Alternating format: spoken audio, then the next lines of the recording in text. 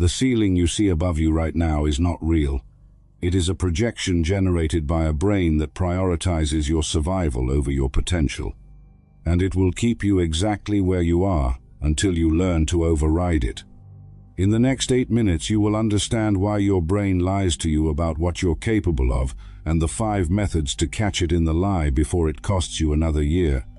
Watch until the end, or stay inside a ceiling that was never real. Proof 1. The 4-minute mile effect. The science. For decades, scientists and athletes agreed that running a mile in under 4 minutes was physically impossible for a human being. Then Roger Bannister did it on the 6th of May, 1954. Within 12 months, 37 other runners broke the same barrier. Within 2 years, over 300 had done it. The psychology. The barrier was never physical, it was informational.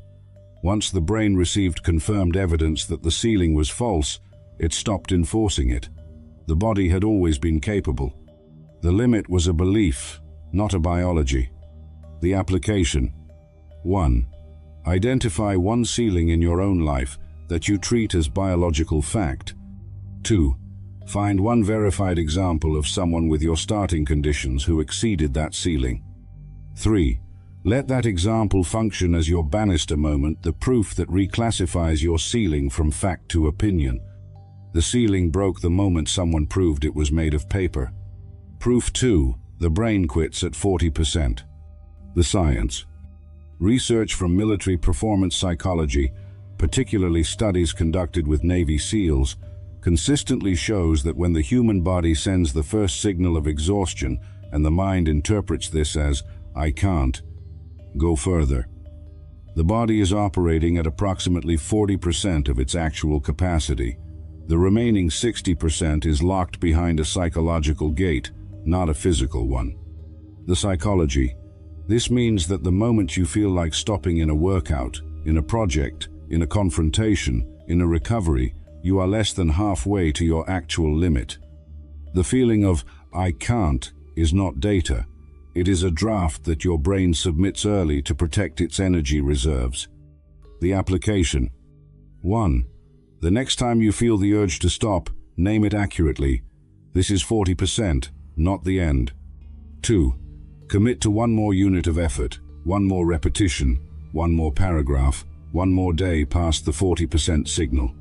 3. Do this consistently until the gap between perceived limit and actual limit becomes a familiar tool rather than an invisible trap. When your mind says stop, your body is barely halfway there. Proof 3.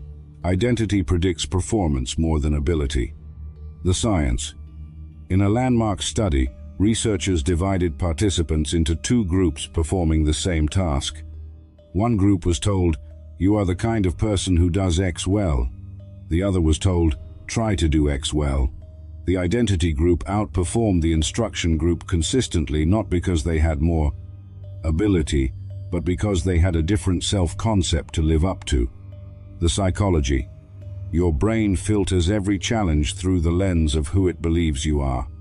If the identity file says limited, the brain will find evidence for limitation everywhere and discard evidence to the contrary. Update the identity file and the filtering changes. The application. 1. Write down one identity statement that reflects who you are becoming, not who you have been. 2. Use it as the first sentence you say to yourself every morning before any external input reaches you. 3. Watch how your decisions across the day begin to align with the identity rather than the history.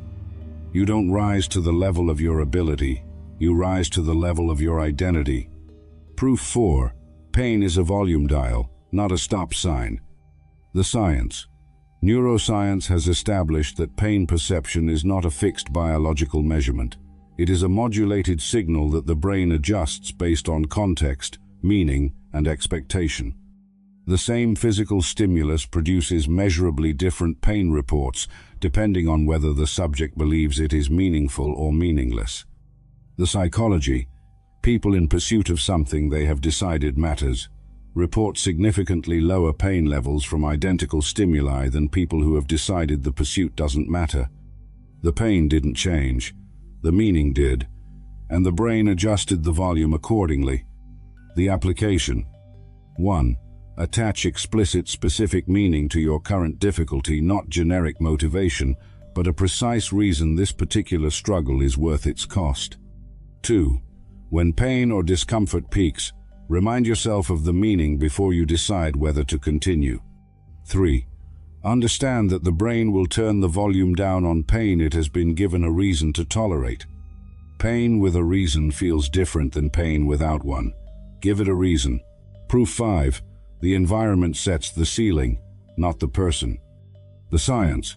Studies on expertise and performance consistently show that the single strongest predictor of how far a person develops is not innate talent, not initial ability, and not even effort in isolation. It is the standard of the environment they spend the most time in. Raise the environment, and performance follows without any direct effort to improve performance itself. The psychology. If everyone around you treats a certain level of achievement as normal, your brain recalibrates that level as the baseline. The ceiling of your environment becomes the floor of your ambition. The application. 1. Audit your 5 closest relationships and 5 most frequent environments for the ceiling they normalize. 2. Find one context online, physical, professional, where the people present are operating at the level you want to reach. 3. Spend consistent time in that environment until its ceiling becomes your new baseline. You didn't find your limit. You found the limit of your environment. Change the room. The ceiling was always paper. The only thing that made it feel like concrete was how long you stood underneath it without pushing. Push once. Just once. And watch what it's actually made of.